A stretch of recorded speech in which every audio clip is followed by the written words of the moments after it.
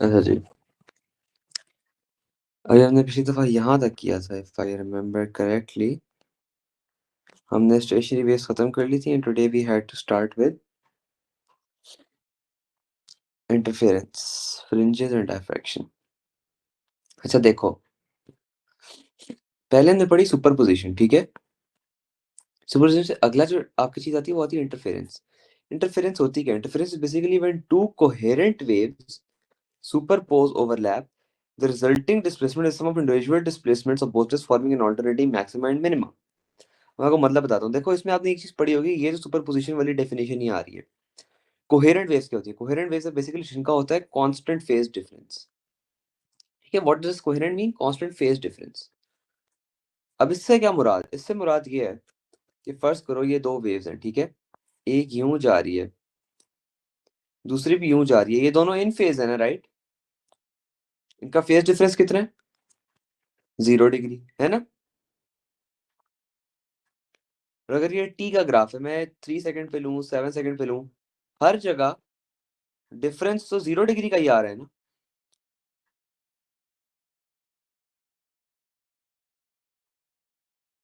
Hello. हाँ, तो अगर 3 सेकंड भी 0 डिग्री का डिफरेंस है, 7 भी डिफरेंट है, इसका मतलब है कि मैं 30 सेकंड पे लूँ तब भी 0 डिग्री का डिफरेंस होगा। इट मींस कि द वेव्स आर कोहेरेंट, इनका हर वक्त डिफरेंस सिर्फ 0 डिग्री का ही है।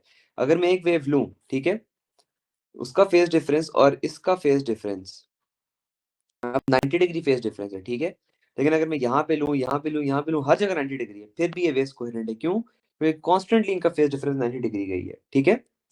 अब होता ये कि फर्ज करो अगर आपके पास है ये दो वेव्स, ठीक है। अब ये अगर आप इनको एम्पलीट्यूड दोनों का सेम है, ऐड करोगे तो ये बनेगा 2a, ठीक है। अब ये एम्पलीट्यूड अब ऐड होकर 2 है, अब ये आप जाएगा मैक्सिमम, ठीक है।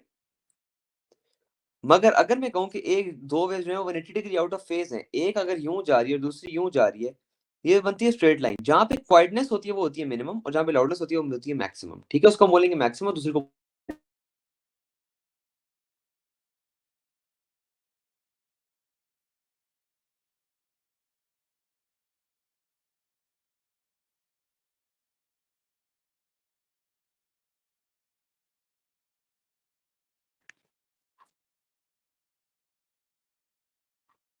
हाँ, यहाँ तक बात क्लियर हुई? सही है। अब जब आप ना इस तरह की वेव पैटर्न्स बनाते हो, इस पे जो ये लाइन होती है ना, फुल लाइन, इसको बोलते हैं क्रेस्ट, और डॉटेड लाइन होती है ट्रफ। अच्छा, अब अगर मैं कहूँ कि ये 0 डिग्री फेज डिफरेंस पे है, ठीक है। अगर 0 डिग्री फेज डिफरेंस पे है तो ऑटोमेटिकली मैं ये कह सकता हूँ ना कि जहाँ ट्रफ और क्रेस्ट मिल रही है, ठीक है, ये वाली जगह। या अगर मैं कहूँ जहाँ पे बेसिकली होता पता है क्या है कि कभी कभी डॉटेड लाइन भी नहीं होती। पता है कैसे बनती है? ये डॉटेड लाइन रिमूव कर दो, सिर्फ सॉलिड लाइंस होंगी, ठीक है। उसमें होता है कि ये जो पूरी एम्प्टी स्पेस है ना, इसको हम बोलेंगे ट्रफ, और जो ये वाली लाइन है इसको हम बोलेंगे क्रेस्ट। यहाँ तक बात क्लियर हुई? अगर मैं कहूँ कि ये 0 डिग्री आउट ऑफ फेज है, इसका मतलब है कि एक वेव यूं जा रही है, दूसरी भी तो यूं ही जा रही है ना, तो रिजल्टेंट कैसे बनेगी? यूं, है ना। तो अगर मैं एक का क्रेस्ट दूसरे का क्रेस्ट लूं तो यहाँ पे मैक्सिमा पॉइंट नहीं होगा? होगा ना।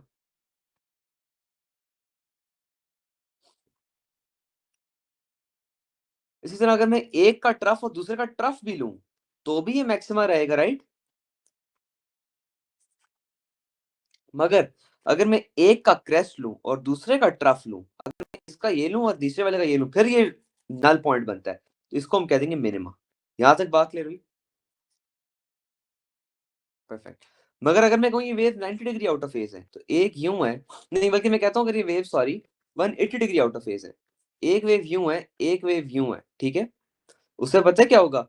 ये भी मिनिमा होगा, ठीक है, ये भी मिनिमा होगा, उसमें उल्टा ये वाला मैक्सिमा होगा। चीजें फ्लिप हो जाएंगी। समझ आई?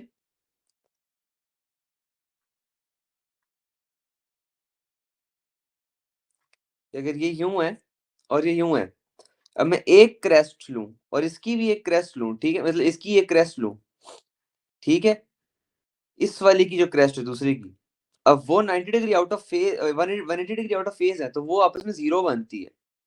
इसकी ट्रफ लूं, इसकी ट्रफ लूं, ठीक है। तो भी 180 डिग्री आउट ऑफ फेज है। मगर अगर मैं ये लूं और ये लूं, ये अलग अलग आती है, इसीलिए ये आपका मैक्सिमम पॉइंट बनता है। 180 डिग्री पे हर चीज फ्लिप हो जाती है, ठीक है। ये कॉन्सेप्ट याद रखना। अब ये देखो, क्रेस्ट क्रेस्ट, ये ठीक है। अब ये एंटी नोड आ गया, ठीक है। ट्रफ ट्रफ, अब ये भी ट्रफ है, ये भी ट्रफ है, आपस में -2a बने, तो ये भी आपका जो पॉइंट होगा ना, this will also be your maxima. लेकिन जो मिनिमा है, देखो आपको ये बात बताई थी ना, जहाँ लाउडनेस आती है वो एंटी नोड होता है, जहाँ क्वाइटनेस आती है वो नोड होता है। तो मिनिमा नोड है, ठीक है। ये वाला पॉइंट जो हमने पढ़ा था, ये वाला पॉइंट, ये नोड्स होते हैं, ठीक है। ये आ जाएगा एक सॉलिड लाइन, दूसरे का एम्प्टी स्पेस, वो जीरो, तो ये मिनिमा, ये याद रखना।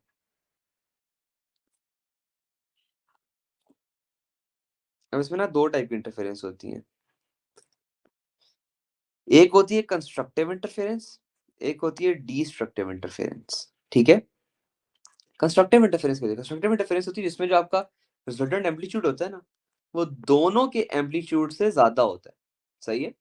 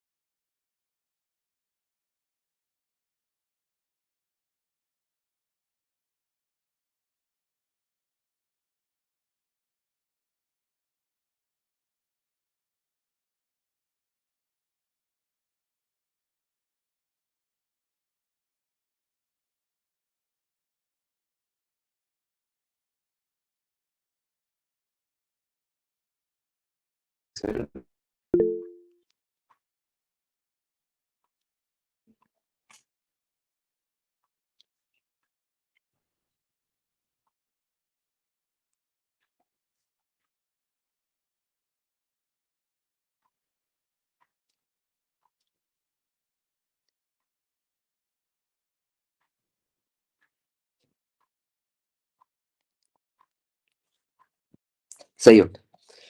एक होती है ये हमने पढ़ लिया कि ये जो होती है आपकी, ये वाला पॉइंट जो होगा, ये आपका होगा नोड, ये एंटी नोड और ये भी एंटी नोड, ठीक है। वो हमने पढ़ लिया क्यों। अब डिस्ट्रक्टिव इंटरफेरेंस क्या होती है? डिस्ट्रक्टिव इंटरफेरेंस होती है जिसमें यार, जब आपका रिजल्टेंट डिस्प्लेसमेंट है ना, वो दोनों का डिस्प्लेसमेंट का माइनस होता है। कैसे? देखो अब ये है 0 डिग्री, ठीक है। इन फेस है वेव्स, ये वाली है, देखो ये और ये है 180 डिग्री आउट ऑफ फेज। जब waves 180 degree out of phase हो ना, तो वो डिस्ट्रक्टिव इंटरफेरेंस करती है। देखो इसका एम्पलीट्यूड ये है, इसका ये है। अब ये क्या होगा, ये अगर ए ये बी है, तो ए माइनस बी करके रिजल्टेंट वेव बन रही है। बात क्लियर हुई? ये हो जाएगी डिस्ट्रक्टिव इंटरफेरेंस। इसी तरह इसकी, अब देखो इसमें भी बेशक ये वेव थोड़ी सी आगे आउट ऑफ फेज है, ये वाली और ये वाली, ठीक है, तकरीबन 90 डिग्री आउट ऑफ फेज है, मगर जो आपकी वो है इंटरफेरेंस है, वो कंस्ट्रक्टिव है। बात क्लियर हुई? क्योंकि एम्पलीट्यूड बढ़ रहा है। सही हो गया। अब इसमें जब आप 0 डिग्री से तकरीबन 180 डिग्री की तरफ जा रहे होते हैं ना, इसके दरमियान कंस्ट्रक्टिव ही होती है मोस्टली, लेकिन यहां पर आके डिस्ट्रक्टिव हो जाती है।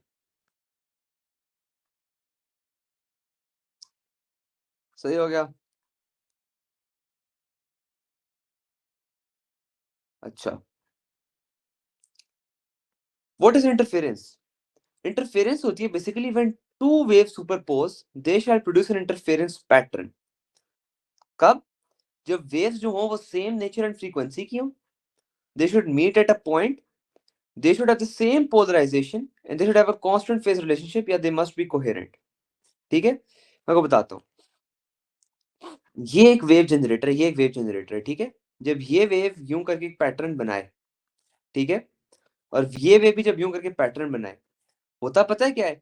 अगर तो ये वेव्स, ये वाली वेव्स और ये दूसरी वाली वेव्स, ठीक है, ये वहां से मीट करती हैं, अगर वो सेम नेचर ऑफ फ्रीक्वेंसी की हो, सेम पोलराइजेशन की हो, मतलब एक ही, मतलब फॉर एग्जांपल अगर एक यूं हॉरिजॉन्टली पोलराइज्ड है, दूसरी पे हॉरिजॉन्टली पोलराइज्ड हो, और अगर वो किसी एक पॉइंट पे मीट करें, फर्स्ट को इधर मीट करती है, ठीक है, और अगर ये कांस्टेंट फेज डिफरेंस में, फर्स्ट करो मतलब ये दोनों का फेज डिफरेंस 0 डिग्री हो, ठीक है, होता पता है क्या, ये एक स्क्रीन होती है, उसके ऊपर ना यूं करके ब्राइट एंड डार्क स्पॉट्स बन जाते हैं, ठीक है, फिर वेव नजर नहीं आती। फिर ये क्या होता है, ये ब्राइट स्पॉट बन जाएगा, ये ब्राइट स्पॉट बन जाएगा, ये ब्राइट स्पॉट बन जाएगा, ये ब्राइट स्पॉट, ये ब्राइट स्पॉट, ये ब्राइट स्पॉट, और इनके दरमियान ना डार्क स्पॉट्स बन जाएंगे, इनको हम बोलते हैं इंटरफेरेंस पैटर्न। यहां तक बात ले रही, ठीक है, तो आगे जरा इसको पढ़ते हैं। ये देखो, अब why do car headlights do not produce interference pattern, देखो आपकी कार की हेडलाइट्स में तो दो यूं लगी होती है ना आगे, वो क्यों नहीं इंटरफेरेंस पैटर्न बनाती, वो क्यों नहीं होता कि आपकी रोड के ऊपर ब्राइट और डार्क स्पॉट्स आ रहे हैं जबकि आपको राइट आपकी उस पर पूरी पूरी वेव नजर आ रही होती है, क्यों? जी चाचा, नहीं, वो कोहेरेंट नहीं होती, ठीक है, उनकी सेम फ्रीक्वेंसी नहीं होती, और वो पोलराइज सिमिलर नहीं होती, ठीक हो गया, ये वजह होती है कि वो इंटरफेरेंस पैटर्न प्रोड्यूस नहीं करती। अगर तो ये तीन चीजें हो, कोहेरेंट भी हो, फ्रीक्वेंसी भी सेम हो, पोलराइज भी हो, फिर पता है कैसा पैटर्न आएगा, ऐसा पैटर्न आएगा, ये देखो, dark spot bright spot, dark spot bright spot, ठीक है, और जहां पे ब्राइट स्पॉट होता है ना ये वाला, यहाँ पे होती है कंस्ट्रक्टिव इंटरफेरेंस, मतलब एक वेव यूं है, दूसरी यूं है, यूं करके, और जहां पे होती है ना ये डार्क स्पॉट, ये होती है डिस्ट्रक्टिव इंटरफेरेंस, मतलब एक वेव यूं जा रही है, दूसरी यूं जा रही है, बनता क्या है, ये देखो, no light, dark spot. Basically आप इसको समझ लो, ये एक एंटी नोड टाइप हो गया और ये नोड टाइप हो गया, ठीक है, ये मैक्सिमा हो गया और ये आपकी मिनिमा बन गई, ये मैक्सिमा और ये आपकी मिनिमा, सही है, सही हो गया, सही है। अच्छा, अब लाइट इंटरफेरेंस पैटर्न कैसे बनता है मैं आपको बताता हूँ। मैंने आपको बताया ना कि दो वेव्स यूं ट्रेवल करती हैं, राइट, अब फर्ज करो एक, दोनों वेव्स ने यहां तक ट्रेवल किया, एक वेव यहां से आ रही है, एक वेव यहां से आ रही है, ठीक है, एक वेव ने इतना डिस्टेंस ट्रेवल किया और दूसरी वेव ने इतना डिस्टेंस ट्रेवल किया, ठीक है, मगर अब जाहिर है ये दोनों, एक यहां से इधर आ रही है, एक यहां से इधर आ रही है, इन दोनों के दरमियान एक ने फर्स्ट करो 5 सेंटीमीटर ट्रेवल किए, 3 सेंटीमीटर ट्रेवल किए, इनके दरमियान डिस्टेंस का फर्क तो होगा ना, मतलब इनके दरमियान कह दो कि 2 सेंटीमीटर का फर्क है, राइट, इस वाले ने दूर आइए से ज्यादा डिस्टेंस ट्रेवल किया होगा, राइट,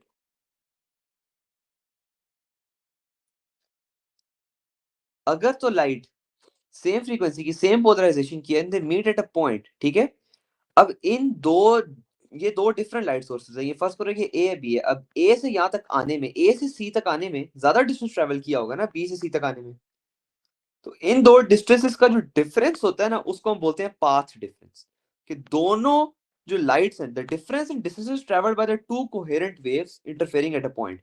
अब मैं कहता हूं कि एक वेव ये आ रही है, एक वेव ये आ रही है, यहाँ पे बन रहा है ब्राइट स्पॉट, ब्राइट स्पॉट्स आपके दरमियान में क्या आता है, कंस्ट्रक्टिव इंटरफेरेंस, यहां तक बात क्लियर हुई, ठीक है,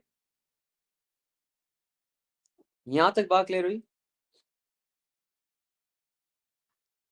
अब इस कंस्ट्रक्टिव इंटरफेरेंस को प्रोड्यूस कराने के लिए इन दो के इन दो वेव्स को ट्रैवल करने के दरमियान में इतना डिस्टेंस होगा ना सी तक पहुंचने में, उसको हम बोलते हैं पाथ डिफरेंस, सही है, when two waves are interfering at a point to produce either constructive or destructive interference, दोनों, ठीक है, बेशक कंस्ट्रक्टिव करियो या डिस्ट्रक्टिव इंटरफेरेंस करियो, मगर उन वेव्स को वहां तक पहुंचने के लिए, वो पैटर्न प्रोड्यूस करने के लिए जो डिस्टेंस होता है उनके दरमियान, उसको हम बोलते हैं पाथ डिफरेंस।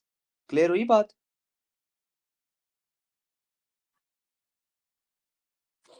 परफेक्ट। और पाथ डिफरेंस तभी होता है जब हम एक ही वेव को लेते हैं और उसको हम स्प्लिट कर देते हैं इनटू टू, कैसे? ये आपकी थी लाइट सोर्स जनरेटेड, ठीक है, आपने क्या किया, इस वॉल के दरमियान रख दिया एक स्लिट, अब पता है क्या करेगा, ये लाइट डाइफ्रैक्ट करेगी इसलिए और यूं प्रोड्यूस करेगी, और ये लाइट डाइफ्रैक्ट करेगी यहां से और यूं प्रोड्यूस करेगी, और यहाँ स्क्रीन के ऊपर इंटरफेरेंस पैटर्न्स आ जाएंगे। सही है, यहां तक बात क्लियर हुई?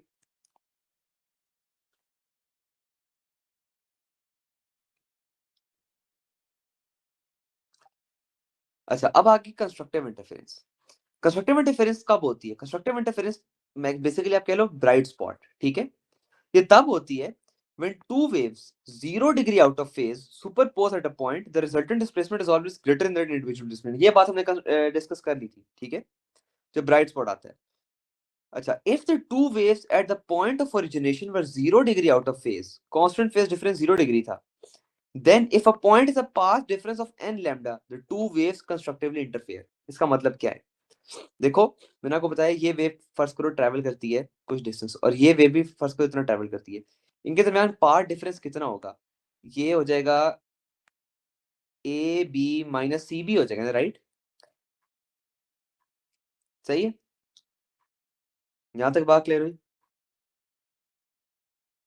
अगर तो ये path difference A B minus C B N lambda के बराबर है, ठीक है? एन लेमडा बताता हूँ क्या होता है। लेमडा वेवलेंथ और एन इंटीजर, ठीक है?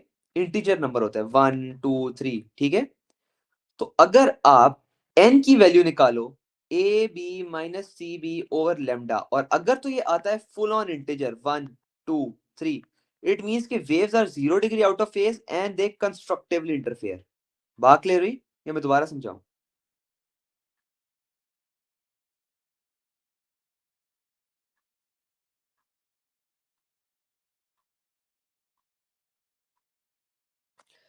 अगर तो ये दो वेव्स हैं, ठीक है, और ये कंस्ट्रक्टिवली इंटरफेयर करके इस स्क्रीन के ऊपर ब्राइट स्पॉट प्रोड्यूस करती हैं, ठीक है? ब्राइट स्पॉट प्रोड्यूस करती हैं। सही है, यहां तक बात समझ आई? अगर तो ये ब्राइट स्पॉट प्रोड्यूस करती हैं, इनके दरमियान जो पाथ डिफरेंस है फर्स्ट करो वो आता है यहां से यहां, ये है ए सी बी, ये आ जाएगा ए सी माइनस बी सी, क्योंकि ए ने ज्यादा डिस्टेंस ट्रेवल किया है बी से, ठीक है? ये आ गया। अगर a c minus b c divided by lambda is equal to n आ रहा है, और अगर एन इंटीजर है, फॉर एग्जांपल 1 2 3, तो इसका मतलब है कि जो वेव है वो 0 डिग्री आउट ऑफ फेज है, और वो एक ब्राइट स्पॉट प्रोड्यूस करेगी which will be constructive interference. सही हो गया?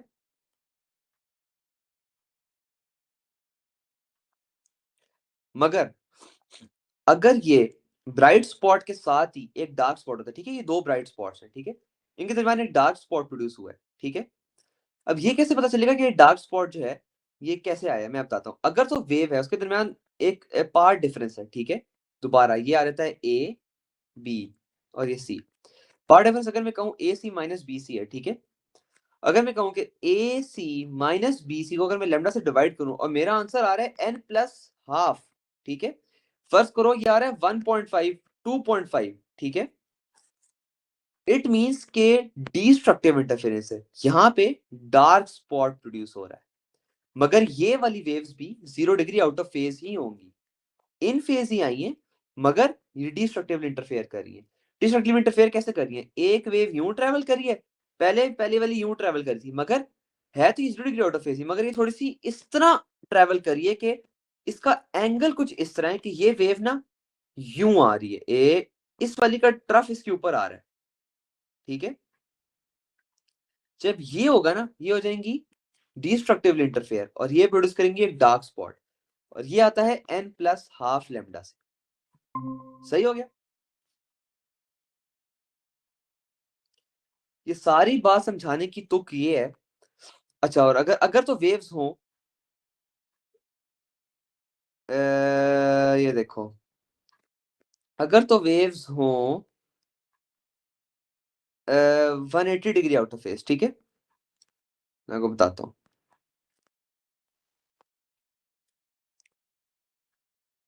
अच्छा, ये वही बात आ गई। ये देखो, ये डिस्ट्रक्टिव इंटरफेरेंस होती है ना, हमने पढ़ी, ठीक है? अगर ये डिस्ट्रक्टिव इंटरफेरेंस के अंदर वेव्स यूं आ जाएंगी, ये जीरो प्रोड्यूस करेगा। जीरो का मतलब क्या है? डार्क स्पॉट, ठीक है?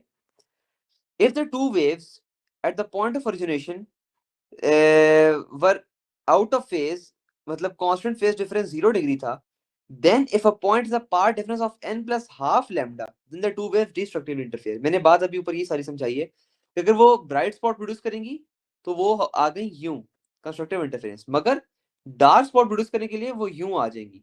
और इसका पता है क्या होगा? पार्ट डिफरेंस, पार्ट डिफरेंस होगा n प्लस हाफ लेमडा के बराबर। तो अगर मैं कहूँ ये ब्राइट स्पॉट है, ठीक है, यहाँ पे है लेमडा, तो ये कितना आ जाएगा? 0.5 लेमडा। ये कितना आ जाएगा? 1 लेमडा। तो ये जो ब्राइट स्पॉट होगा, ये देखो, ये इंटीजर वैल्यू पे आ रहा है, मगर जो डार्क स्पॉट है, ये देखो, एन प्लस हाफ लेमडा पे आ रहा है। समझ आई बात अब?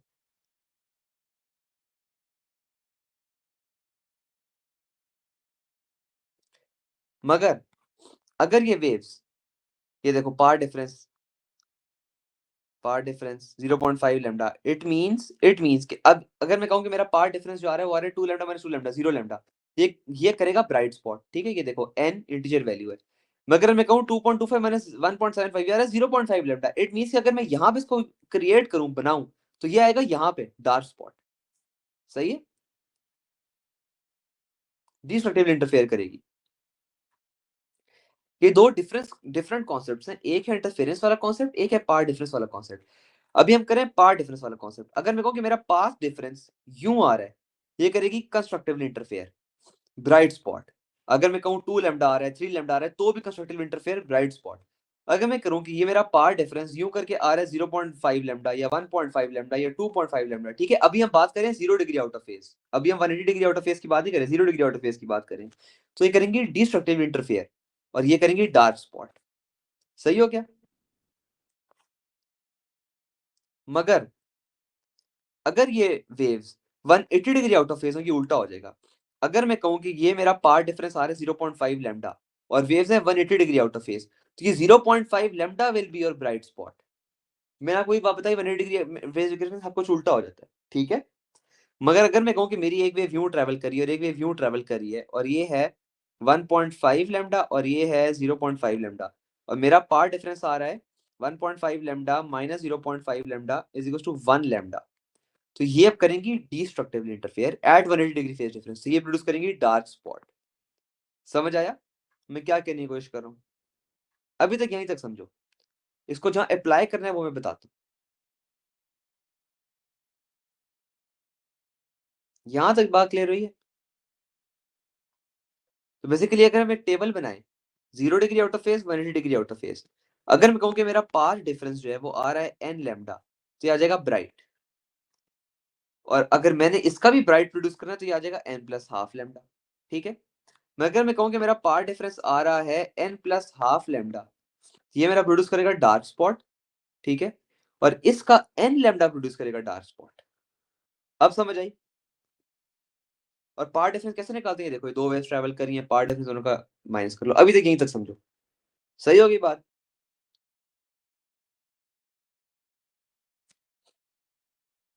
अब हम जरा चलते हैं double slit experiment. Double slit experiment उसी पार्ट डिफरेंस वाले कॉन्सेप्ट को यूज करके ना, एक एक बंदा था यंग्स, ठीक है, उसने ये एक्सपेरिमेंट बनाया था।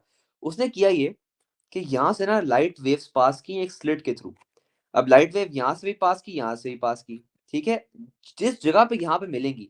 अब मुझे ये बताओ, L1 माइनस L2 ना इस पॉइंट के ऊपर 0 लैम्डा के ऊपर होता है 0, पार्ट डिफरेंस यहाँ होता है 0, 0 लैम्डा, ठीक है। अब ये क्या है? n है, और मैं कहूँ ये 0 डिग्री आउट ऑफ फेज है, ठीक है। तो ये मेरा क्या प्रोड्यूस करेगा? Bright spot. ठीक हो गया। और उसका मतलब क्या है? Constructive interference. यहां तक बात क्लियर हुई? मगर जब ये वेव्स इस तरह मीट करेंगी कि वो यहाँ 0.5 लेमडा का पार्ट डिफरेंस मुझे दे रही है, ठीक है, यहां से यहां डिफरेंस कितना आ गया? 0.5 लेमडा, ठीक है। अब मुझे ये बताओ, ये तो n प्लस हाफ लेमडा के बराबर आ गया ना। इसका मतलब है कि ये वेव्स ने इस तरह ट्रेवल किया आपस में, इनका जो पार्ट डिफरेंस था वो आ रहा था 0.5 लेमडा, ठीक है। तो यहाँ पे जो चीज प्रोड्यूस होगी वो होगी डार्क स्पॉट। सही हो गया। इस तरह इस पूरी स्क्रीन के ऊपर ब्राइट एंड डार्क स्पॉट्स बनते जाएंगे due to the path differences of these waves.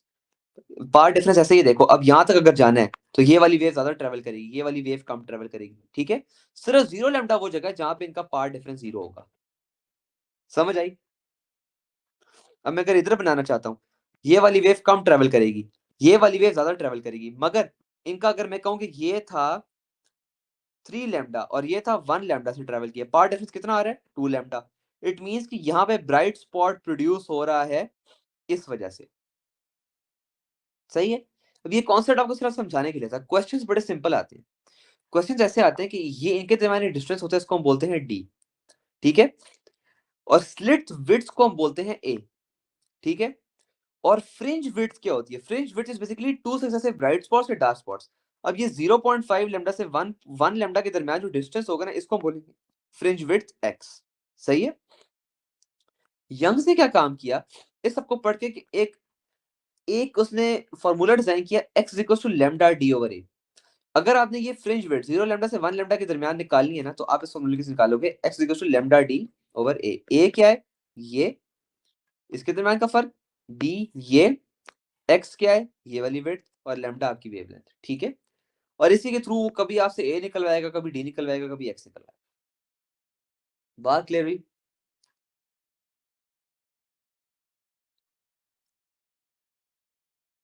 अब ये ब्राइट स्पॉट्स और डार्क स्पॉट्स बनी क्यों है, ये समझ आई?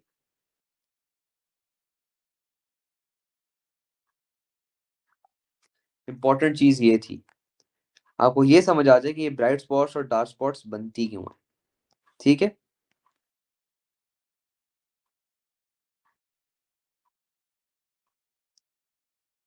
अच्छा, अब मुझे एक बात बताओ, इसमें अगर हम फॉर्मूले को पढ़ें, अगर मैं कहूं, अच्छा मुझे ये बताओ, अब x is directly proportional to lambda, अगर d और a कांस्टेंट हो, ठीक है, ये बात ठीक है। पता है वो क्या करता है, वो कहता है कि अगर मैं सेम वेव को फॉर एग्जांपल, वो आपसे पहले पार्ट में निकलवाएगा x की वैल्यू, ठीक है, पहले पार्ट में, दूसरे पार्ट में वो ये कहेगा कि अगर मैं सेम वेव को, ठीक है, सेम स्लिट के थ्रू, डिस्टेंस पहले था फर्स्ट करो 1 मीटर, अब मैं इसको अगर 2 मीटर पे ले जाता हूं, तो फ्रिंज विड्थ पे क्या फर्क आएगा। अब मुझे बात बताओ, सेम वेव इट मीन कि आपका लैम्डा कांस्टेंट, ठीक है, सेम स्लिट इट मीन कि आपका ए कांस्टेंट। अब अगर लैम्डा कांस्टेंट है, ए कांस्टेंट है, मैं इसको काट दूं, तो मैं ऐसे कैसे कहता हूं कि x is directly proportional to D. तो आपको दूसरा पार्ट सॉल्व पता है कैसे करना होगा, x1 over d1 is equal to x2 over d2, simple. आगे करोगे आप, दूसरा 2 मीटर इधर डालोगे, 1 मीटर इधर डालोगे, x की पहले पार्ट की वैल्यू इधर डालोगे, आप x2 कैलकुलेट कर लोगे। इस तरह वो पता है क्या करता है, आपको कभी डी कांस्टेंट रख देगा, ए कांस्टेंट रख देगा, बता देगा कौन सी ऐसी वेवलेंथ होगी, कौन सी ऐसी लाइट वेव होगी जो कि सेम पैटर्न प्रोड्यूस करेगी एट, या सेम फ्रिंज रेट प्रोड्यूस करेगी एट अ डिफरेंट लैम्डा, ठीक है। या वो ये कह देगा कि आपकी सेम वेव है, सेम डिस्टेंस है, मगर वो ए चेंज कर रहा है, बताओ कि एक्स कैसे चेंज करेगा। तो आप कैसे कर लो कि x is inversely proportional to a, क्योंकि लैम्डा डी उसने कांस्टेंट रखा है, x1 over a1 is equal to a2 over x1, क्योंकि a2 ओवर x2 क्योंकि इनवर्सली प्रोपोर्शनल है, ठीक है। तो वो इसी तरह आपको, जिस तरह मैंने आपको हर चैप्टर में बताया, ये रेशियोस बनती जाएंगी, वो आपसे एक दो चीजें कांस्टेंट रखाएगा, तीसरी निकलवा लेगा। जिस तरह ये सवाल था, ये पर x और d डायरेक्टली प्रोपोर्शनल होंगे, यस, देखो, ये और ये डायरेक्टली प्रोपोर्शनल होंगे, ये और ये डायरेक्टली प्रोपोर्शनल होंगे, ये और ये इनवर्सली प्रोपोर्शनल होंगे। हमेशा डिनोमिनेटर वाला इनवर्सली होता है और न्यूमरेटर वाला डायरेक्टली प्रोपोर्शनल होता है। अब इस तरह ये था, ठीक है। Fringes are formed on the screen. The distance between successive bright fringes is found to be 4 millimeter. ठीक है, distance between successive bright fringes, ठीक है, मतलब अगर ये ब्राइट और ये ब्राइट है, ठीक है, ये 0 लैम्डा और ये 1 लैम्डा है, इसके दरमियान फर्क कितना आया, 4 मिलीमीटर, ये किसके बराबर हो गया, x के। Two changes are then made to the arrangement experiment. The double slit is replaced by another double slit which has half the spacing. ये ठीक है, हाफ द स्पेसिंग हो गई, ये पहले दो स्पेस थी, अब एक स्पेस होगी, ठीक है। The screen is move so that distance from the double slit is twice as great. अब पहले स्क्रीन इधर थी, उसे स्क्रीन उठा के इधर कर दी, ठीक है। पहले अगर मैं कहूं कि मेरे पास जो ए था वो था, अब मैं अगर पहले लिखूं फर्स्ट एक्सपेरिमेंट, ठीक है, what is the distance between two successive bright fringes. देखो उसने रेड लाइट सोर्स यूज की है पहले एक्सपेरिमेंट में भी, ठीक है, रेड लाइट सोर्स यूज की, और पहले डिस्टेंस कितना था, 4 मिलीमीटर, ठीक है। और मैं कहता हूं कि इसका डिस्टेंस था ए, ठीक है, ए, और डिस्टेंस जो यहां से यहां तक था वो था डी। अभी तक बात क्लियर हो रही है ना, ठीक है।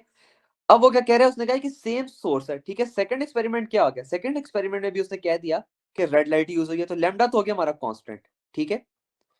सेकंड चीज उसने क्या किया, सेकंड चीज उसने ये की है कि उसने की है double slit which is half the spacing, spacing half कर दी। तो मैं कह सकता हूँ कि 1/2 a है, ठीक है, और ट्वाइस इज ग्रेट डिस्टेंस है, और ये 2d है। यहां तक बात क्लियर हुई, सही है। हमने पढ़ा था x equal to lambda d over a. अब वो कह रहा है what is the distance between successive bright fringes. अब वो कह रहा है कि x2 निकाल दो, यहाँ पे आ जाएगा x2, ठीक है। अब हमने ये निकाला कि x is equal to lambda d upon a, ये कितना था, 4 is equal to lambda d upon a, ठीक है। अब मुझे ये बात बताओ, इसमें कांस्टेंट क्या है, लैम्डा है ना, चेंज क्या हो रहा है, डी और ए चेंज हो रहे हैं, सही है। तो मैं ऐसे लिख सकता हूँ x1 ओवर, अब अच्छा, अब इसमें x1 ओवर x2 नहीं करेंगे, पता है क्यों नहीं करेंगे? इसमें दो वेरिएबल्स चेंज हो रहे हैं। अगर से ये कहते ना कि d भी कांस्टेंट है, सिर्फ a चेंज कर रहे हैं, तो हम पता है क्या करते? 4 over a is equals to a2 या 2a ओवर x2, ठीक है। अगर d कांस्टेंट होता या अगर a कांस्टेंट होता तो हम कर लेते कि d के साथ रिलेशनशिप ले लेते। अब इसमें दो चेंज हो रहे हैं, राइट? अब पता है पहले क्या करेंगे? पहले हम निकालेंगे लेमडा की वैल्यू। लेमडा की वैल्यू क्यों? क्योंकि लेमडा कांस्टेंट है, तो आप कर लोगे 4a over d is equal to lambda. यहां तक बात क्लियर हुई? अब आप इसको x2 के लिए पुट करोगे। x2 is equal to lambda की जगह आप ये पुट कर दो 4a ओवर d, ठीक है, इनटू, अब हमारे पास आ गया d ओवर ए। d कितना था? 2d over 0.5a। अब मुझे बात बताओ, d d कैंसिल हो गया, 0.a कैंसिल हो गया, 8। x2 कितना हो गया? 4 to 8 divide by 0.5 is equal to 16 millimetre. Answer आ गया। सही हो गया। फिजिक्स और math go hand in hand भाई।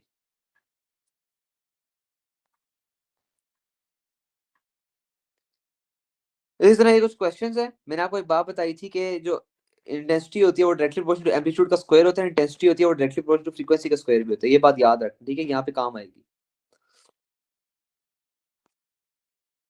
अब ये क्वेश्चन है, डिफरेंशियल ग्रेटिंग हम कल करेंगे क्योंकि मैंने अभी नमाज पढ़नी है, फिर मैंने थोड़ा सा काम करना है। ये हमने सारा कुछ फाइंड किया, ठीक है, ये हमने निकाल लिया। Describe the effect if any on the separation, on the separation x and on the maximum brightness of the fringes. Maximum brightness का भी पूछता है। Maximum brightness of the fringes when the following changes are made. The distance d is increased to 2d keeping a and lambda constant, ठीक है, x equals to lambda d upon a, ठीक है। here ये constant है, ये है, तो अगर तो d डबल होगा तो x भी डबल हो जाएगा, ठीक है। सेपरेशन डबल होगी, ठीक है, सेपरेशन डबल होगी। ब्राइटनेस से क्या फर्क आएगा? अब मैंने आपको एक बात बताई थी, एक और चीज याद रख लो कि जो आपकी ब्राइटनेस होती है इंटेंसिटी, ठीक है, ठीक है। अब जो इंटेंसिटी होती है ना, वो होती है इनवर्सली प्रोपोर्शनल टू किसी भी चीज डिस्टेंस का स्क्वायर, ठीक है। ये कॉन्सेप्ट है, याद रख लो। अगर कोई चीज intensity is directly proportional to amplitude का स्क्वायर, ठीक है, intensity is directly proportional to frequency का square and intensity is inversely proportional to किसी भी चीज के डिस्टेंस का स्क्वायर। सही है, यहां तक बात याद रख लो। अब अगर मैं एक चीज का डिस्टेंस जो है वो 2 टाइम्स इंक्रीज करूं तो 2 का स्क्वायर क्या हो जाएगा? 4। तो उसकी इंटेंसिटी क्या होगी? 4 टाइम्स डिक्रीज हो जाएगी। सही हो गया।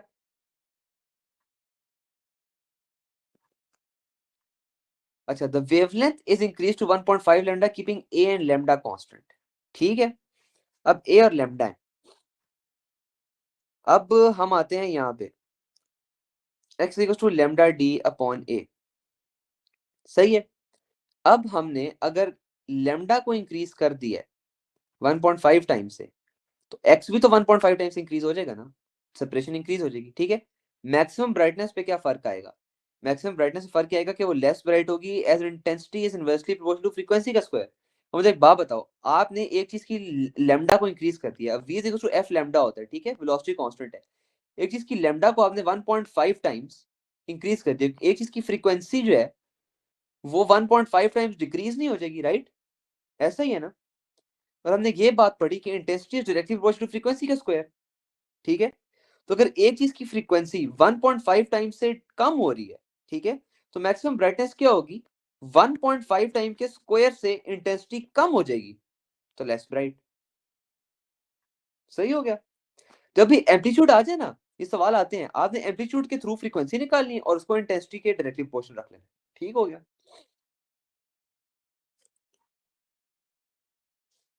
The intensity of the light incident on the double slit is increased keeping lambda and d constant, ठीक है।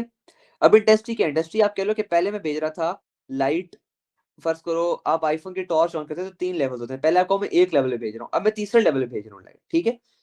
X equal to lambda d upon a. अब मुझे ये बताओ, इस फॉर्मूले में कहीं इंटेंसिटी तो नहीं आती ना? नहीं आती, तो एक्स की सेपरेशन सेम रहेगी। मगर पता है क्या होगा? कहा कि मैक्सिमम ब्राइटनेस है वो इंक्रीज होके ज्यादा ब्राइट हो जाएगी, क्यों आपने इंटेंसिटी बढ़ा दी। सही हो गया। ये लॉजिक के हिसाब से करना है।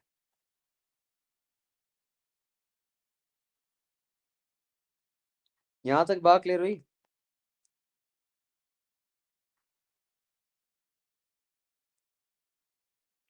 परफेक्ट। अच्छा मुझे भी बताओ, अभी अभी तक कोई इंटरफेरेंस के अंदर कोई मसला आ रहा हो, या इसके ऊपर यंग स्लिट एक्सपेरिमेंट के ऊपर कोई मसला आ रहा हो।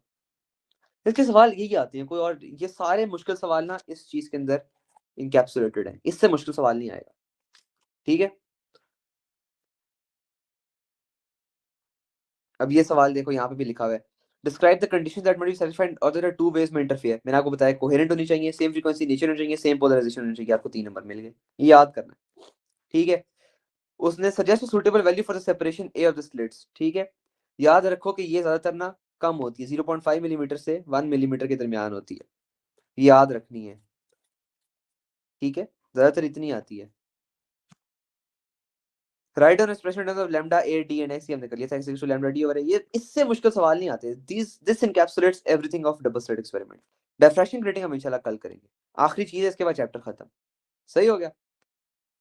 इन आई लव डिफरेंशियल ग्रेटिंग, बहुत आसान है, जितना आसान ये ना उतना आसान वो है। एक टाइप का सवाल आता है डिफरेंशियल ग्रेटिंग से, लिटरली सिर्फ एक या दो टाइप के सवाल आते हैं, बस दैट्स इट।